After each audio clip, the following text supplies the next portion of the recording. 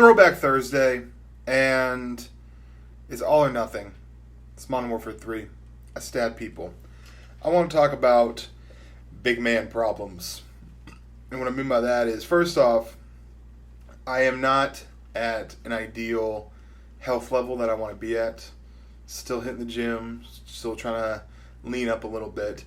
But even back in my high school days when I played football and basketball and I was fit, even during those days, I was still a big-ass dude. There's no getting around it. Strong, big dude. Bigger than the average bear.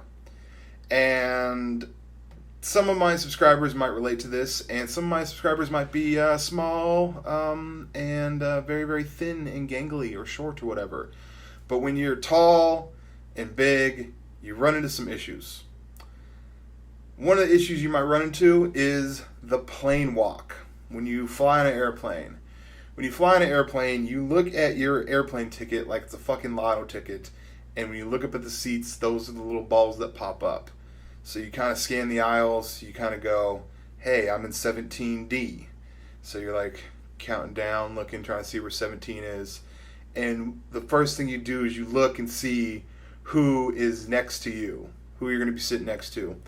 And a lot of times, I'll, just for shits and giggles, I'll make eye contact with people just to see their face. Because they go, I have to sit next to this big motherfucker? Damn. And then I'm just like, no, I'm just joking with you. And I don't know, I always break the ice with that. But it's just something that you kind of go through when you're a big dude. Or fucking the big girls out there, you kind of go through the same thing. Like, the world is made for an average-sized person, and the bigger people, we just have to deal with it. I'm not expecting them to put less seats on planes so I can fit. I totally get it. I know my place. One time, though, when I was flying from Alaska to Seattle, I looked down the row. It was a night flight. I looked down the row, and this girl was sitting there, and she was fucking insanely hot. And I was like, cha-ching, I've won. So I go there, sit down next to her, talk to her. She's dumb as shit. She's so unbelievably like model gorgeous. And of course she had huge tits, of course.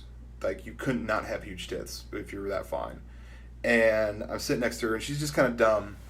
And she asked me, like, as we're taking off, she's like, oh, my ears. And I was like, well, if you have gum, gum works for that. 20 minutes later, a thing pops up on the little TV, and I figured I wanted to, like, strike up some more conversation, took my headset off, and I was just like, hey, have you seen this movie they're about to show? And she didn't say not a word to me.